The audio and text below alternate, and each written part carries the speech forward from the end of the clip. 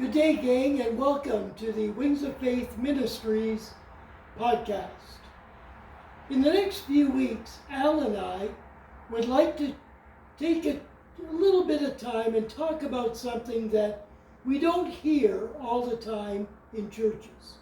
And that's the subject of intercessory prayer. So Al and I, in the next few weeks, want to take a deep dive into that subject and find out what it means for us in our daily lives. And so the first question I would have, Al, is why do we as believers pray at all? Okay, good question. Why do we pray at all? Well, let's go find out what two men have to say about it. Jesus, let's start with him. Let's go to Luke chapter 18, verse 1. Luke chapter 18, verse 1. It says this. This is what Jesus has to say. Then he spoke a parable to them, that men always ought to pray. Keep that always in your mind. And not lose heart or faint or quit. Always. Let's go see what the Apostle Paul has to say. This is found in Ephesians 6:18. Praying always. Jesus said pray always. What does the Apostle Paul say? Pray always. Same thing. They're on the same wavelength. Pray always with all prayer and supplication in the Spirit and being watchful. Always. What does that mean? What is Jesus saying when he says always? What does the Apostle Paul say when he's saying always? 24/7, always pray. The only thing you do in your life is you pray? No, that would be silly. He's talking about when things are going good, pray. When things are going bad, pray.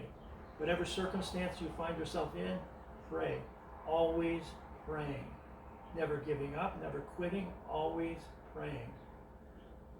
All right, Al, so my next question would be, is there just one type of prayer, or are there different types of prayers? There are different types of prayers. You can't take all of the prayers and mix them all up and put them in a bag and then throw them out there for God to hear. You may do that, but you're not going to get the answers that you need to get for yourself. Praying always. Let's go to Ephesians. You're already there. Ephesians chapter 6, verse 18. Praying always with all prayer, or all kinds of prayer, or all types of prayer. There are different kinds of prayer. There's a prayer of agreement, there's a prayer of faith, there's a prayer of commitment, there's a prayer that we've been talking about, supplication. All of these are prayers, are different kinds of prayers. All of them have different rules. And it would kind of be like this. You're playing hockey, but you're not going to use hockey rules. You're going to play with football rules. Well, that's not going to work very well. Or you're going to play baseball, but you're going to use soccer rules. That wouldn't make any sense at all. Soccer has its own rules. Hockey has its own rules. Baseball has their own rules. Praying to the Lord has rules, and you need to follow that. And we're going to go through that in deep dive. In this deep dive that we're going to do in intercessory prayer, we're going to find out about all of these rules and how we're supposed to operate in them. So as a beginning, Al, what do we mean, or what would be the definition of intercessory prayer? Well, if we go by Webster's dictionary, it says mediation between two parties. This I like even better. Standing in the gap. God chooses you to stand in the gap for a group of people, or it could be one person, for a particular reason. You are standing in the gap.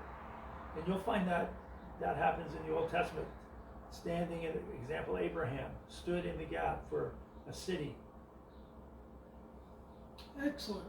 So, in the case of Abraham praying for Sodom and the people in it, or Moses praying for his people and standing in the gap for them when they made the golden calf. Exactly. Those would be good examples. Exactly. All right. So we've got our introduction, and we'll return next week as we take a deep look into the subject of intercessory prayer and how that works in our lives. Have a good week. We'll see you next week.